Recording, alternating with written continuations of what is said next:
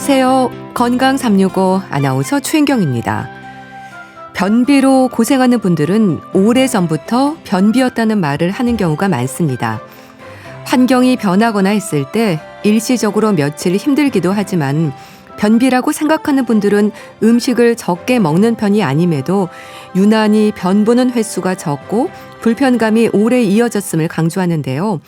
변비에 대한 기준이 뭘까요? 변비로 인한 다른 건강상의 위험도 있는 걸까요? 한의학에서는 변비를 어떻게 설명하고 치료하는지도 궁금한데요. 잠시 후에 자세히 알아봅니다. 건강 365 패닉의 내 낡은 서랍 속의 바다 듣고 시작하겠습니다. KBS 라디오 건강 365 함께하고 계십니다. 변비로 고생하는 분들이 많습니다.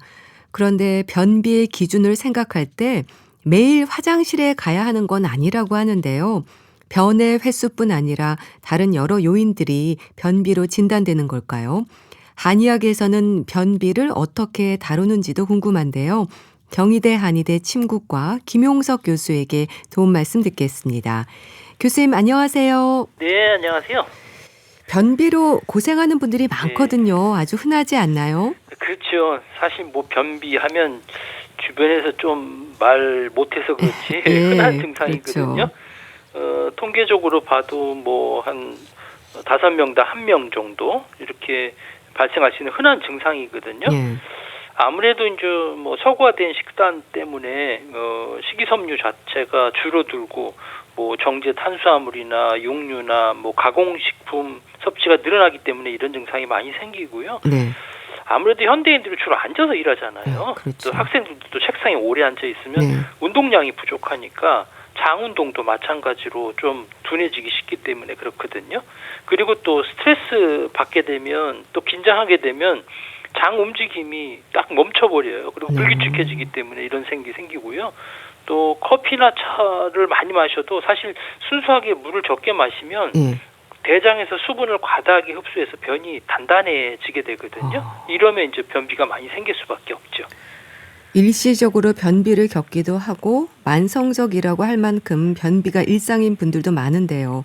변비의 기준이 있지 않을까요? 그렇죠. 변비하면 와 이거 화장실 며칠 못 갔네. 뭐 이렇게 생각하는 경우도 많거든요. 근데 이런 만성적인 변비를 구분하는 또 기준이 명확하게 있는데요. 뭐 최근 3개월 동안 몇 가지 증상이 나타나면 이런 변비다 이렇게 만성 변비다 얘기를 하거든요. 예를 들면 이제 뭐 횟수 자체죠. 뭐 일주일에 배변 횟수가 3회 미만으로 된 경우라든지 또 화장실에서 지나치게 힘을 줘야만 변이 나오는 경우, 또 변이 너무 덩어리지거나 딱딱한 토끼똥 같은 이렇게 변을 보는 경우죠. 그리고 변 본 다음에도 뭐 잔변감 있잖아요. 뭐가 변이 안 나온 것 같고 덜 본 것 같은 그런 느낌이 있을 때나 또 뭐 항문에 걸려서 뭐 딱 막힌 것 같은 느낌이 있거나 또 변을 보기 위해서 막 일부러 손가락 파는 이런 형태에 있는 경우에 이런 증상 중에 한 뭐 2가지 이상이 나타나면 이게 변비다 이렇게 볼 수 있고요. 뭐 중요한 것은 일주일에 3번 이상 화장실을 가더라도 갈 때마다 뭐 너무 단단하게 힘들어서 보고 또 보고 나서도 찝찝하게 뭐 잔변감이 있다면 이게 변비에 해당한다고 볼 수가 있겠죠. 변비는 소아부터 노인까지 누구나 겪을 수 있는 거죠? 그렇죠. 남녀노소 구분이 없는 거죠. 근데 이제 각각 연령층마다 변비가 발생되는 원인이 조금 다를 수 있거든요. 아무래도 뭐 소아 청년기는 장 자체 문제보다도 뭐 환경적이나 심리적인 변화가 변비를 일으킬 경우가 많거든요. 또 뭐 신생아 같은 경우는 뭐 기저귀 떼고 변기에 앉아 있는 과정에서 스트레스를 받게 되면 변을 참기 시작하거든요. 그래서 문제가 생기기도 하고 또 뭐 어린이집이나 학교 같은 데 가면은 낯선 곳이잖아요. 집이 아닌 낯선 곳에서 변 본다는 거 쉽지 않잖아요. 그리고 또 그렇게 참으면 대장에서 수분을 다 빨아들여 갖고 변이 딱딱해지게 되는 거고요. 또 뭐 젊은 층 같은 경우는 아무래도 스트레스 또 뭐 지나친 다이어트 이렇고 여성이 아무래도 남성보다는 훨씬 더 변비가 좀 많이 생길 수 있겠죠. 그리고 연령이 이제 노인층 같은 경우는 아무래도 뭐 장의 기능이 폐화되고 네. 생길 수 있겠고요. 장이 뭐 나이가 들게 되면 장 근육이나 신경 자체도 노화되잖아요. 네. 그러면 변을 밀어내는 힘 자체도 약해지게 되고요. 또 나이가 들게 되면 뭐 거동이 불편해지니까 활동량이 절잖아요. 그리고 또 치아에 문제가 있으니까 음식 섭취하는 것도 좀 줄어들게 되고 네. 또 어르신들은 뭐 고혈압이다, 당뇨, 뭐 파킨슨 뭐 이런 약들 많이 쓰잖아요. 이게 또 변의 문제를 일으킬 수도 있지요. 변 보는 일이 일상의 기본인데 문제가 생기면 너무 불편할 텐데요. 변비는 어떤 상태인 걸까요? 이 변비라는 거는 어떤 일상의 가장 기본적이고 뭐 본능적인 비움의 과정이잖아요. 네. 그게 딱 막혀버리면 삶의 질이 떨어질 수밖에 없죠. 그러니까 몸도 무겁고 하루 종일 신경이 온통 장에만 쏠리게 되니까 문제가 되거든요. 대장의 핵심적인 역할 중에 하나는 그 음식물 찌꺼기가에서 이제 수분을 흡수하는 것이거든요. 네. 그래서 적정한 어떤 정상적인 상황에서는 뭐 흔히 말하는 소세지 모양의 변이 부드럽게 내려가게 되는 게 정상인데요. 네. 대변이 장에 머무는 시간이 길어지면 대장이 수분을 과다하게 쥐어짜듯이 다 흡수해버리거든요. 그러면 변이 딱딱해질 수밖에 없고 또 작고 건조하기 때문에 마치 토끼똥처럼 이렇게 변을 볼 수가 있고요. 사실 장은 이제 스스로 꿈틀거리고 대변을 아래로 밀어내는 그런 연동 운동이라는 걸 하거든요. 네. 근데 이제 운동이 부족하거나 뭐 스트레스 받거나 또 노화가 되면 이런 연동 운동이 제대로 작동이 되지 않으면 변이 제대로 이동하지 못하니까 고여 있게 되지요. 네. 그래서 문제를 일으키게 되는 거지요. 원인을 생각할 때 한의학에서는 어떻게 설명을 하나요? 변비는 단순히 뭐 어떤 뭐 변이 대장에서 어떤 막힌 문제로 보지 않고요. 네. 우리 몸의 어떤 기라든지 혈이라든지 뭐 진액, 뭐 수분 같은 거거든요. 또 열의 균형이 깨진 상태로 볼 수 있건데 네. 가장 흔하게 볼 수 있는 게 뭐 열에 의해서 생기는 경우라고 보거든요. 우리 몸에 열이 많아서 대장의 수분을 다 태워버리는 이런 상태라고 볼 수 있죠. 되게 이제 평소에 매운 음식이라든지 기름진 음식이라든지 뭐 술이라든지 스트레스로 인해서 체내 열이 쌓이는 분한테 잘 나타나거든요. 이러면 뭐 대변이 굳고 또 입이 마르고 또 입냄새 나고 이런 현상도 생기고요. 네. 또 기비라고 해서 이제 스트레스나 긴장하게 되면 기의 순환이 막혀버리거든요. 그러면 장 운동도 막힌단 말이에요. 그래서 신경을 많이 쓰거나 오래 앉아 있으면 뭐 장이 굳어지는 거거든요. 뭐 증상으로 보면 대변이 아주 뭐 딱딱하지는 않더라도 배에 가스가 가득 차서 막 팽팽한 이런 느낌이 들고 뭐 트름이나 방구가 자주 나오는 이런 형태가 생기고 또 허비라고 해서 우리 뭐 노약자라든지 산모 또 큰 병 앓고 난 사람들은 몸에 기운이 떨어지잖아요.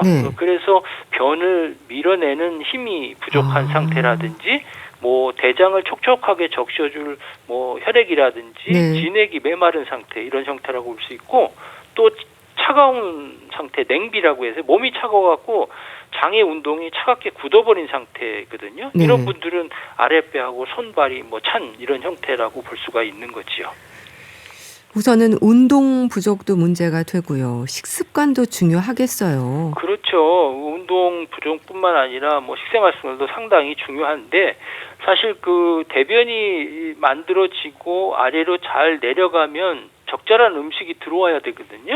특히 이제 우리 현대인 자체들의 식생활 습관의 가장 문제가 식이섬유하고 수분이 부족한 거란 말이에요. 그 식이섬유는 우리 이제 소화 효소로 분해되지 않고 대장까지 그대로 내려가거든요. 이 식이섬유가 장 속에서 수분을 먹고 뭐 팅팅 불어나면서 대변의 덩어리 부피를 키워주는 거거든요. 그러니까 장이 대변의 부피 어느 정도 차야 이제 밀어놔야겠다. 그리고 운동하기를 시작하는데 뭐 가공식품이나 고기 위주로 먹으면 장에 들어오는 그 알갱이 자체가 너무 적어서 장이 운동할 필요를 못 느끼는 거거든요. 그래서 문제를 생기고 사실 많은 분들이 장 운동은 알아서 장이 뭐 꿀렁꿀렁 하는 거라고 생각하지만 사실은 우리 몸을 움직일 때 장도 같이 움직이거든요. 그래서 걷거나 뛸 때 발생하는 이 진동 있잖아요. 그런 복근의 움직임이 장을 물리적으로 마사지해주는 효과가 있어요. 그러니까 종일 앉아만 있으면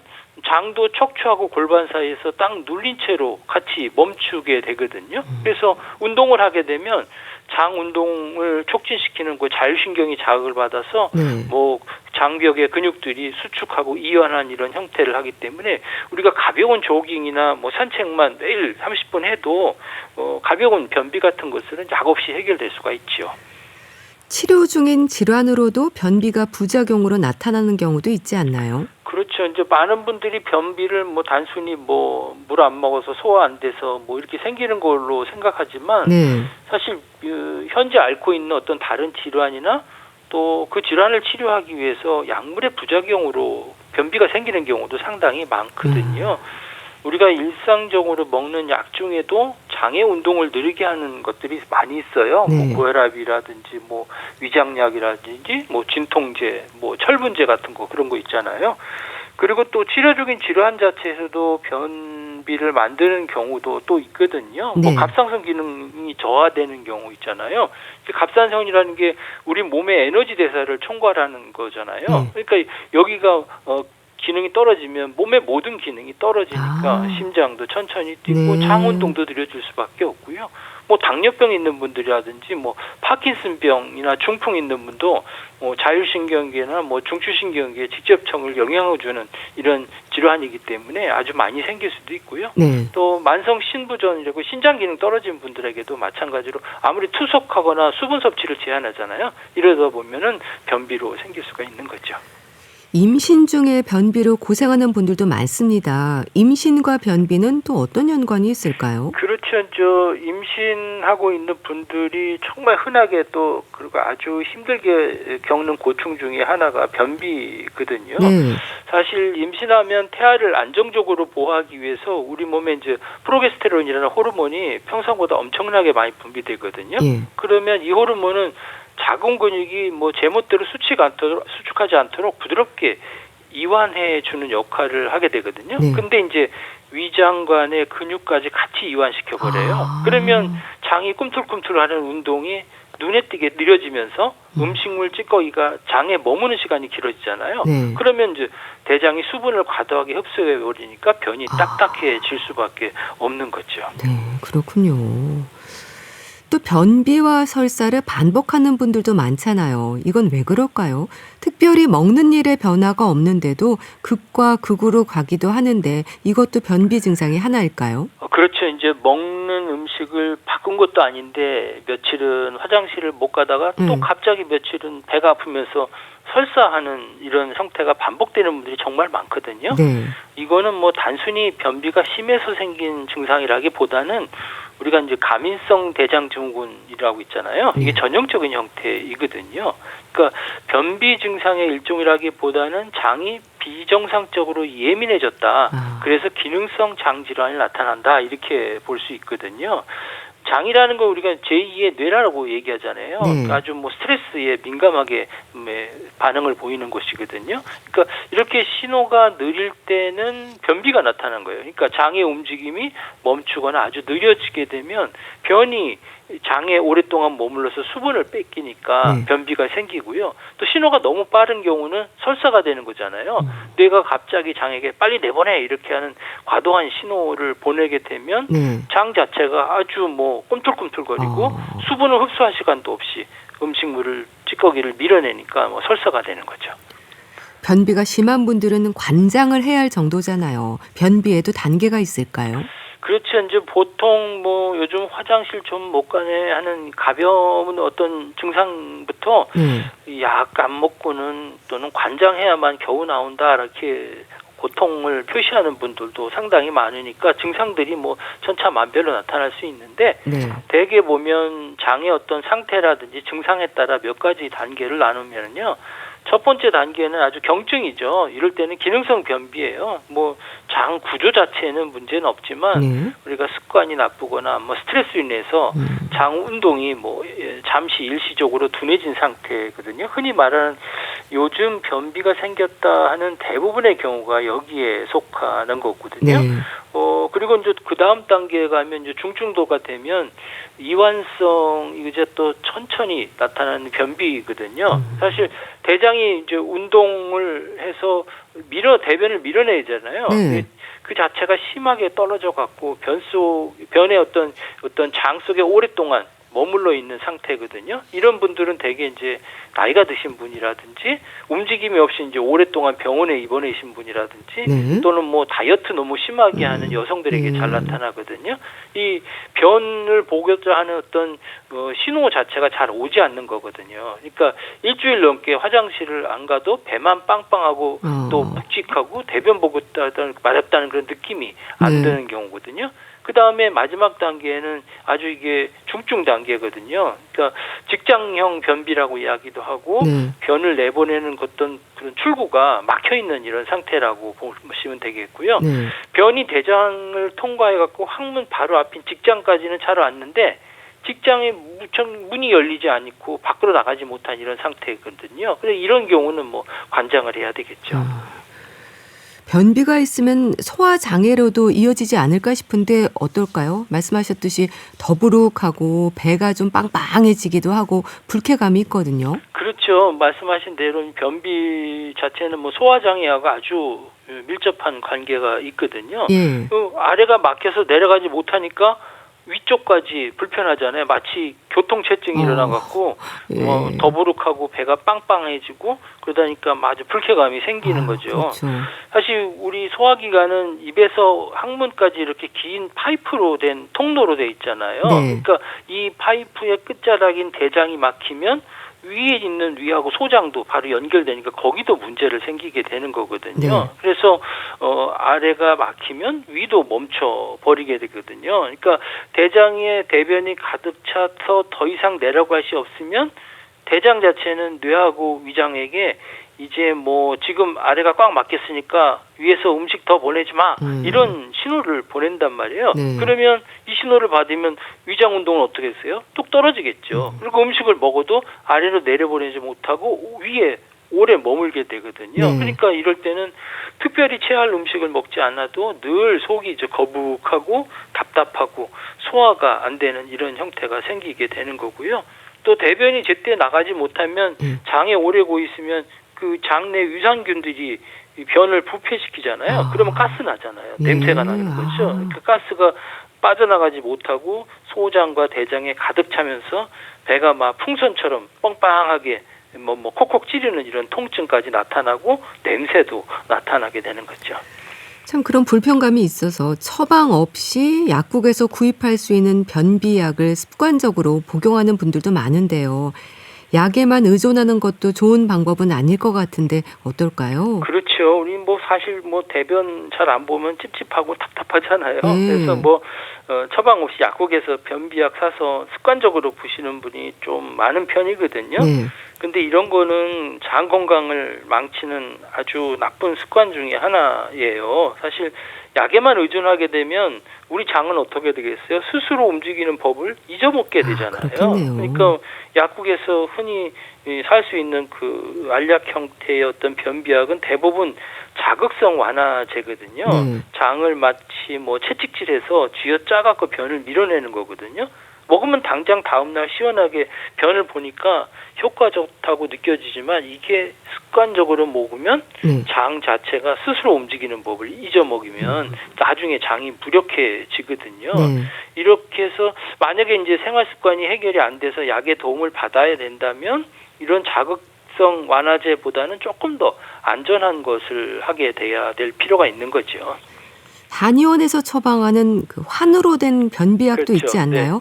어떤 약재들이 쓰이는 건가요? 크기가 좀 아주 작긴 하지만 꽤 여러 알 먹잖아요. 그렇죠. 이제 한의원이나 또 뭐 한약 그 코너에 보면 변비환이라고 이름 써 있는 처방들이 있잖아요. 근데 이게 보면 아주 작은 알갱이 같이 생겼잖아요. 그래서 뭐 한 번에 한 20-30알씩 이렇게 삼켜 드시는데 또 보면 이게 한의학에서는 제형이라고 해서 약의 형태가 있는데 흔히 요 작은 알을 뭐 5미자 크기라도 오자대기도 하고 또 3시 크기라고 해서 마자대 이렇게 얘기를 하거든요.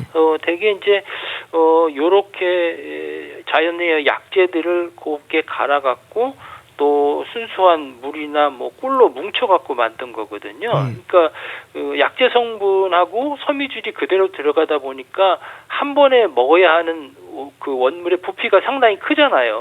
그걸 큰 알을 하나로 만들면 목구멍 넘어가기도 힘들잖아요. 그래서 목 넘기기 편하도록 알갱이를 그냥 오미자-C라든지 3C 같은 이렇게 작게 만드는 것이고요. 그래서 뭐 필요한 유효 용량을 맞추기 위해서 뭐 20개나 30개 정도 나눠서 먹는 것이고, 약재 같은 경우는 뭐 변을 잘 보게 할 수 있는 대황이라든지 뭐 당귀라든지 그런 약재들이 들어가죠. 침 치료도 이어지나요? 변비가 심할 때 또 약을 먹어도 반응이 없거나 약물의 부작용 걱정하는 분들은 침 치료가 아주 좋은 방법이에요. 네. 침 치료는 억지로 장을 찌어나는 어떤 변비약하고는 달리 우리 몸의 장으로 가는 신경과 혈류를 자극해서 장이 스스로 이제 움직이도록 해주는 역할을 하게 되거든요. 그러니까 침 자극은 또한 그 스트레스로 인해서 긴장돼 있는 교감신경을 낮추고 또 부교감신경을 자극해서 장벽 근육이 부드럽게 수축하고 이완하는 이런 작용을 도와주고요. 최근에 보면은 이제 만성 변비의 그 치료 방법 중에 그 비약물 요법 중에서는 전기침 하는 것들도 권고되고 있거든요. 또 아랫배가 찬 분들 있잖아요. 뭐 침을 맞으면서 따뜻하게 온열 자극시켜주는 뜸 같은 거 이렇게 병행을 하면 장 자체의 냉기가 풀리면서 대변을 보는 이런 신호가 잘 나오게 되죠. 변비가 오래되면 독이 오른다는 말도 하는데요. 근거가 있을까요? 그쵸. 이제 흔히 어르신들이 대변 못 보면 온몸에 독 오른다. 독소가 피 타고 돈다. 뭐 이런 말 하잖아요. 실제로 변비가 오래돼서 장 속에 대변이 썩어가듯이 방치되게 되면 우리 몸에 이제 물리적인 불편함도 있지만 또 대사적으로나 면역적으로도 어떤 독성 반응을 일어나게 되는 거거든요. 우리 장벽이라는 게 뭐 영양소만 촉촉 흡수하고 쏙쏙 흡수하고 뭐 나쁜 물질이나 균들은 차단하는 어떻게 보면 촘촘하게 생긴 그 성벽 같은 구조를 되어 있거든요. 근데 단단한 대변이 장 속에서 일주일 넘게 정차해 있게 되면 장벽을 지속적으로 강하게 압박할 거 아니에요. 그리고 압박하고 대변이 부패되면서 나오는 가스 있죠. 뭐 암모니아나 황화수소 같은 것 때문에 장 점막에 염증이 생기고요. 그러다 보면 그 촘촘하던 성벽 세포 사이에 틈이 벌어지는 거예요. 그럼 이 틈으로 장 속에 있어야 할 그런 독소라든지 세균이라든지 이런 것들이 혈액 속으로 직접 흘러가는 이런 형태가 생기거든요. 그래서 요거를 장누수 증후군이다라고 이야기를 하는 거죠. 그걸 또 한의학에서는 뭐 조혈이다, 뭐 똥똥이다 이렇게 개념으로 설명해 왔거든요. 변비가 흔해서 대수롭지 않게 여기기도 하지만 복통이라든지 통증이 계속된다면 검사를 좀 받아볼 필요가 있지 않을까요? 그렇죠. 변비가 워낙 흔하다 보니까 대부분 사람들이 그냥 시간 지나면 낫겠지 하고 방치하는 경우가 많거든요. 근데 이제 계속해서 배가 아프거나 또 어떤 특정한 위험 신호가 있게 되면 절대로 가볍게 넘어서는 안 되거든요. 그러니까 그 통증이 단순히 대변이 차고서 생기는 어떤 묵직함을 넘어갔고 우리 몸 쪽에 뭔가 구조적인 문제가 생겼다는 어떤 신호일 수도 있기 때문에 그렇거든요. 그래서 만성적으로 이제 변비가 있고 그 뭐 통증이라든지 뭐 대변에서 피가 섞여 나온다든지 뭐 이유 없이 체중이 줄어든다든지 뭐 구토가 생긴다든지 또 밤에 잠을 깰 정도로 뭐 복통이 나거나 발열이 생긴다 이런 증상이 생기게 되면 빨리 검사를 해보시는 게 좋죠. 변비로 고생하는 분들이 생활 습관을 개선할 필요가 있다면 우선되는 부분이 뭘까요? 먼저 변비약이나 치료에 도움을 받더라도 결국 내 장이 스스로 움직이는 힘을 길러야 되거든요. 그러려면 기초 체력을 다져야 되는 거죠. 그래서 첫 번째 단계에서 중요한 것은 뭐냐면 식이섬유 섭취를 늘리는 거예요. 그러니까 이거는 대변의 부피를 키워주는 거거든요. 장이 움직이려면 일단 밀어낼 어떤 대변이 있어야 되잖아요. 근데 변비는 먹는 양이 적거나 또 가공식품 위주로 먹어서 장에 들어오는 그 알맹이 자체가 너무 적게 생기는 경우가 많거든요. 그래서 이런 경우는 뭐 채소류라든지 통곡류라든지 뭐 과일이나 뭐 해조류 같은 식이섬유가 풍부한 음식을 먹을 필요가 있겠고요. 그다음에는 대변을 부드럽게 만들기 위해서는 물을 좀 많이 마셔야 돼요. 뭐 식이섬유를 아무리 많이 먹어도 물을 안 마시면 오히려 변비가 더 심해질 수 있거든요. 이 식이섬유는 장 안에서 수분을 스퍼진처럼 빨아들여갖고 부풀어 오르게 하는데 네. 물이 없으면 장에 남은 수분까지 다 뺏겨서 변을 마치 시멘트처럼 탁탁하게 굳어버리니까 네. 이런 분들에게 좋은 게 뭐냐면 아침에 일어나자마자 미지근한 물 한 잔을 마셔갖고 잠자는 그 장을 깨워줄 필요가 있는 것이고요. 네. 그 다음에는 아무래도 장의 운동을 좋게 하기 위해서는 매일 한 20-30분씩 가볍게 걷는 게 좋아요. 장은 가만히 앉아있으면 같이 멈춰버리거든요. 네. 우리가 움직일 때 마찬가지로 장도 움직이니까 뭐 거창하게 뭐 힘든 운동할 필요 없이 네. 하루에 20-30분 정도 가볍게 조깅하시는 것만 해도 이런 변비를 해결해 줄 수가 있는 거죠. 네. 오늘은 변비에 대해 알아봤습니다. 경희대 한의대 침구과 김용석 교수였는데요. 말씀 감사합니다. 감사합니다. KBS 라디오 건강 365 함께하고 계신데요. 윤종신 015B의 텅 빈 거리에서 듣고 다시 오겠습니다. KBS 라디오 건강 365 함께하고 계십니다. 책으로 건강을 생각해 봅니다. 북컬럼니스트 홍순철 씨, 안녕하세요. 네, 안녕하세요. 오늘 소개해 주실 책은 일단 제목에서 그리 긍정적이지 않은 내용인가 짐작케 하는데요. 불안하게 태어난 사람들입니다. 어떤 책인가요? 예. 최근에 정신질환 문제로 고생하는 분들이 참 많이 계십니다. 네. 우리나라만 하더라도 매년 수백만 명이 정신질환으로 병원을 찾는다고 그래요. 그런데 그 원인을 대부분 이제 개인적인 어떤 문제로 돌리곤 합니다. 네. 요즘 사람들이 멘탈이 약해서 그렇다. 의지가 부족해서 그렇다. 네. 부모의 양육 방식에 문제가 있어서 그렇다라고 이야기합니다. 하지만 정신질환이 단지 이 개인의 취약함 때문이라면 왜 이렇게 많은 사람들이 동시에 무너지고 있는 걸까? 한번 생각을 해봐야 된다는 거죠. 네. 이 책이 바로 이 질문에 대한 답을 찾아 나서는데요. 발달 심리학 분야의 세계적인 권위자로 지난 40년 동안 사회적 불평등이 인간의 발달과 건강에 미치는 영향을 연구해온 책의 저자 다니엘 키팅은 네. 사회적 불평등이 우리 몸과 유전자에 어떤 흔적을 남기는지 그리고 이것이 어떻게 다음 세대로 이어지는지를 과학적으로 분석하고 있습니다. 네. 그동안 우리가 개인적인 문제다라고 치부해온 여러 가지 정신질환, 특히 불안의 기원을 새롭게 해석하고 있는데요. 네. 최근 현대인들이 겪고 있는 만성 불안은 불평등한 사회 구조가 만든 결과다라고 이야기합니다. 불평등한 사회 구조가 네. 인간의 몸과 뇌에 일종의 생물학적인 흔적을 남겼다라고 이야기하고 있는데요. 네. 그러니까 부만 대물림 되는 게 아니라 기회와 학벌만 대물림 되는 게 아니라 네. 이제는 불안까지 대물림되고 있다, 세습되고 있다라고 결론 내리고 있는 거죠. 네. 저자는 불안이 어떻게 우리의 유전자에 각인될 수 있는지 그리고 우리 유전자에 새겨진 이 불안 스위치가 어떻게 작동하는지 네. 불안 대물림의 충격적인 메커니즘을 책을 통해 소개하고 있습니다. 참 불안까지 세습되고 있다는 말이 슬프네요. 그렇습니다.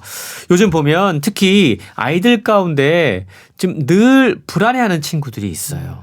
이 불안해하는 아이들은 태어날 때부터 그런 건가? 아니면 부모의 양육 환경 때문에 그런 것인가? 질문을 던져볼 필요가 있다는 거죠. 네. 전 세계 정신질환자가 지난 30년 사이에 거의 2배가량 증가했다고 그럽니다. 한국 사회 역시 예외가 아니죠. 네.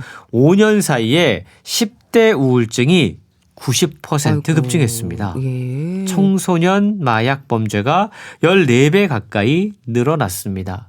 그런데 진짜 문제는 단지 숫자의 증가가 아니라는 거죠. 지금은 거의 무차별적으로 태어난 환경이라든가 네. 경제적인 조건, 자라온 배경이 전혀 다른 아이들에게서도 다 비슷한 방식으로 이러한 정신질환의 붕괴를 우리는 경험하고 있다는 겁니다. 그래서 작은 자극에도 쉽게 불안해하거나 네. 분노하거나 극단적인 충동에 시달리는 아이들이 늘고 있다는 거죠. 저자는 지금 이러한 문제들을 바라보면서 우리 아이들의 뇌에서는 지금 어떠한 일들이 벌어지고 있는가를 분석하고 있는 겁니다. 네. 실제로 저자는 이러한 위기의 근원을 본인의 어린 시절에 직접 경험했다고 그래요. 가난한 동네에서 자란 아이, 네. 그리고 유복한 중산층에서 자란 아이, 예. 두 아이의 환경은 완전히 달랐거든요. 그런데 이 두 아이들이 사소한 자극에도 갑작스럽게 놀라고 분노와 공포를 터뜨리고 예. 통제력을 잃는 모습이 너무나 유사하게 닮아 있었다라는 거죠. 그러니까 가정 환경의 차이가 아니었다라는 겁니다. 무엇이 이들을 이토록 비슷하게 불안한 아이로 만든 걸까? 저자는 그 답을 찾기 위해서 예. 그동안 20세기를 지배해왔던 논쟁이죠. 본성인가 양육인가의 문제를 연구하기 시작했다고 그럽니다. 글쎄요. 잘 모르겠네요. 불안이나 우울과 같은 문제는 어디서 비롯된 걸까요? 특히 어린 아이들에게서 나타나는 이 문제를 우리는 조금 더 심각하게 받아들여야 되는데요. 저자는 캐나다 고등연구소에서 심리학과 신경과학, 사회역학 연구자들과 함께 네. 수십만 명의 발달 궤적을 20여 년에 걸쳐서 따라갔다고 그래요. 그리고 그동안 본성이냐 네. 양육이냐 이 양진영이 놓치고 있었던 새로운 제3의 이유를 발견했다고 그럽니다. 저자는 불안이라고 하는 건 네. 타고난 나쁜 유전자의 탓도 아니고 자라온 환경이나 나쁜 부모 때문도 아니다라고 이야기합니다. 네. 문제의 핵심은 인간의 생물학적인 스트레스 시스템 자체에 있었다라는 건데요. 저자는 특히 생후 첫 1년에 아이가 받는 스트레스가 예. 평생의 뇌를 바꾼다라는 사실을 일깨워주면서 불안의 열쇠를 후성 유전학에서 찾고 있습니다. 네. 현대 생명과학은 유전자가 우리의 운명을 100% 결정하지 않는다라고 이야기를 해요. 타고난 유전 코드가 분명히 있습니다. 근데 이걸 바꿀 수는 없어요. 그런데 우리가 어떤 생활 습관을 가지느냐에 따라서 네. 유전자에 있는 일종의 전원 스위치를 끌 수도 있고 켤 수도 있다라는 거죠. 이게 바로 이 후성 유전학이라고 하는 건데 네. 인간이 스트레스에 계속적으로 노출되면 스트레스 호르몬인 코르티솔이 과도하게 분비가 되고 이 과정에서 스트레스 조절 유전자에 메틸기가 달라붙는다고 그래요. 그래서 이 기능을 억제하는 스트레스 메틸화가 일어나게 되는데 이게 유전자의 스위치가 켜지는 거죠. 여기서 가장 결정적인 시기가 바로 임신 중 그리고 생후 첫 1년이라는 겁니다. 그렇군요. 왜 그러냐면 네. 이 시기가 아이의 뇌에서 스트레스 조절 시스템이 형성되는 결정적인 시기이기 때문인데요. 네. 부모가 아이를 임신하고 극심한 스트레스 환경에 놓일 경우 그 영향이 태아와 영아의 유전자 발현에 고스란히 반영될 수 있다는 거죠. 결국 아이는 태어나는 순간부터 이미 스트레스에 과민하게 반응하는 생물학적 불안 스위치가 켜진 상태로 세상에 나오게 되는 거고 이런 아이들이 스트레스에 유독 취약한 아이들로 성장하게 된다는 겁니다. 인정하기 싫기도 하고 또 그러면 안 되는 게 아닐까 싶기도 한데요. 그러니까 태어날 때 이미 어느 정도 불안의 징조를 가지고 태어났다는 거죠? 그렇습니다. 그러니까 유전적으로 그런 이유를 분명히 품고 있다라는 거죠. 네. 책에 소개된 캐나다의 얼음 폭풍 프로젝트가 그 사실을 확인시켜 주는데요. 1998년 겨울에 캐나다의 퀘벡주를 덮쳤던 대규모 폭설로 인해서 수많은 가정이 장기간 정전 사태를 겪었습니다. 그때 고립을 경험할 수밖에 없었어요. 연구진들은 당시에 임신 중이었던 여성들의 자녀를 이후 수년 동안 추적 조사했고 그 결과 이때의 임신 중이었던 아이들의 유전자에서 뚜렷한 스트레스 메틸화 흔적을 발견했다고 그럽니다. 그러니까 뭐 어떤 전쟁과 같은 극단적인 비극뿐만이 아니라 평범한 중산층이 단 몇 주간 경험했던 이런 단기적인 스트레스만으로도 태아의 스트레스 반응 시스템이 변화할 수 있다는 거죠. 근데 문제는 이 영향이 단지 어린 시절에 끝나지 않는다라는 겁니다. 생애 초기에 이렇게 불안 스위치가 켜져 버린 아이는 이후에도 또래 관계와 학교 생활에서 더 쉽게 흔들리게 되고 성인이 된 뒤에도 불안과 우울, 중독과 번아웃에 훨씬 더 쉽게 노출되는 경향이 있다고 그럽니다. 나아가서 중년 이후에는 심장질환, 면역계 이상, 조기 사망 위험까지 높아질 수 있다라는 건데요. 그러니까 결국 임신기와 생후 첫 1년이라는 짧은 시기에 부모가 겪는 스트레스가 아이의 감정 상태를 지배하게 되고 이게 결국 학업, 관계, 건강, 수명에까지 영향을 미치면서 한 사람의 평생을 따라다니게 된다라고 책은 밝히고 있는 겁니다. 참 그런데 임신기와 생후 첫 1년이 한 사람의 정신 건강에 결정적일 수 있는 걸까요? 태아에게 스트레스를 주는 환경이 좀 궁금한데요. 책에 그 부분이 더욱더 집중적으로 소개가 되고 있는데요. 생물학적 불안 스위치를 갖고 태어난다고 말씀드렸잖아요. 근데 그게 꺼져 있는 사람이 있고 그게 켜지는 사람이 있습니다. 그걸 켜지게 하는 주범을 찾아야 되는 거죠. 저자는 그 결정적 배후로 사회적 불평등을 지목합니다. 여기서 말하는 불평등은 단순한 빈곤의 문제가 아니에요. 그냥 사회적 격차 속에서 끊임없이 누군가와 비교당하거나 경쟁 상황에 노출되거나 그리고 실패와 추락에 대한 불안을 극심하게 경험하게 만드는 구조 자체를 의미합니다. 이걸 보여주는 연구도 책에 소개가 되고 있는데요. 아주 유명한 게 영국의 화이트홀 연구라는 거죠.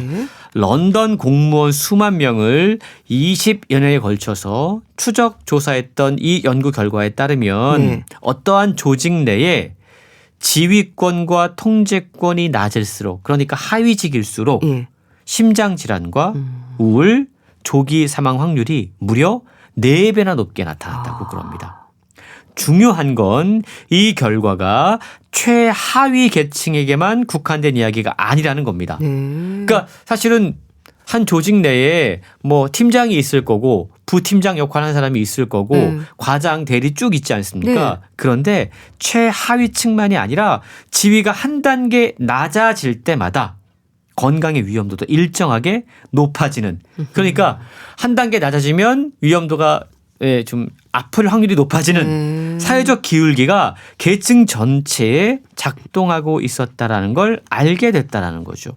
그래서 인간의 스트레스 시스템이 단순한 생존의 위협뿐만이 아니라 사회적 위치의 불안정성 그리고 언제든 밀려날 수 있다라는 그 가능성 여기에도 민감하게 반응한다는 사실을 알려주고 있는 겁니다. 책에 보면 소득 불평등이 심한 미국의 평균 사망률이 상대적으로 평등한 스웨덴보다 35% 더 높다라는 점도 소개를 하고 있는데요. 극심한 불평등, 사회적 양극화는 사람들에게 불안감을 자극합니다. 끊임없이 추락할 수 있다. 라는 압박감을 줍니다. 그리고 공포가 만성 스트레스로 이어지게 되고 이게 결국 스트레스 불안 스위치를 켤 수밖에 없다라는 점이 우리가 주목을 해야 되는 부분인 것이죠.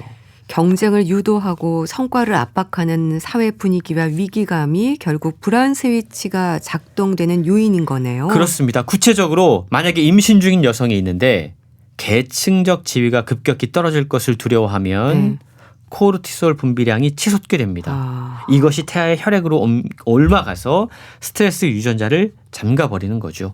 불평등이 심화할수록 스트레스 메틸화는 더 많은 아이들에게 각인되고 그들이 성인이 되면 다시 스트레스를 전파하는 악순환이 반복된다는 겁니다. 그래서 책은 부모 세대의 만성 스트레스가 아이의 유전자에 직접 이렇게 각인될 수 있다라고 이야기하고 있는 건데요. 이렇게 스트레스에 과민한 몸으로 태어난 아이가 성인이 되면 또다시 자신의 아이에게 그러한 환경들을 물려줄 가능성이 높아지게 됩니다. 부와 기회와 계층뿐 아니라 이제는 불안까지 세대를 넘어서 대물림되고 있다라는 사실, 네. 매일의 스트레스가 자녀의 유전자에 새겨질 수 있다라는 두려운 사실, 이걸 분명히 알려주면서 네. 책은 그렇다면 이것을 끊을 수 있는 방법은 무엇인가에게까지 나아가는데요. 안정적인 애착 관계라든가 네. 일관된 돌봄, 그러니까 안정감인 거죠. 네. 학교 기반의 자기조절 훈련, 이런 방법들을 통해서 각 단계마다 불안의 사슬을 끊을 수 있는 구체적인 개입의 기회들도 책을 통해 소개를 하고 있습니다. 네. 그래도 마음이나 뇌에 새겨진 상처나 고통이 회복될 수 있다는 게 희망적인데요. 이것도 개인의 노력만으로 할 수 있는 건 아니겠죠? 그렇습니다. 회복 가능성은 있지만 네. 그 책임을 개인에게 넘기는 이런 사회적 시선에 분명하게 선을 긋고 있습니다. 예를 들자면 네. 임신과 출산 시기에 과도한 노동과 스트레스를 줄여주는 사회적인 제도가 필요하다는 거죠. 육아휴직이라든가 네. 소득 불평등을 완화할 수 있는 사회적인 안정망이 있다면 부모가 그런 상황에서 불안감을 줄일 수 있고 스트레스가 아이에게 옮아가지 않을 수 있다는 겁니다. 네. 수십 년간 축적된 후성 유전학과 인간 발달 연구를 바탕으로 이 책은 불안이 어떻게 대물림되는가를 알려주고 있는데요.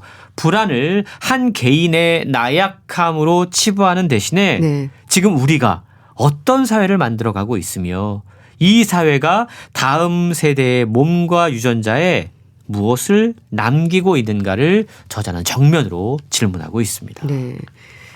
개인의 노력도 중요하지만 건강한 사회의 안정적인 환경이 함께 갖춰져야 한다는 걸 또 느끼게 되네요. 소개해 주신 책 불안하게 태어난 사람들 잘 들었습니다. 북컬럼니스트 홍순철 씨 감사합니다. 고맙습니다. 이소라 김현철의 그대 안의 블루 보내드리면서 인사드릴게요. 오늘 방송은 KBS 콩 유튜브 채널로도 다시 들으실 수 있습니다. 건강365 아나운서 최인경이었습니다. 고맙습니다.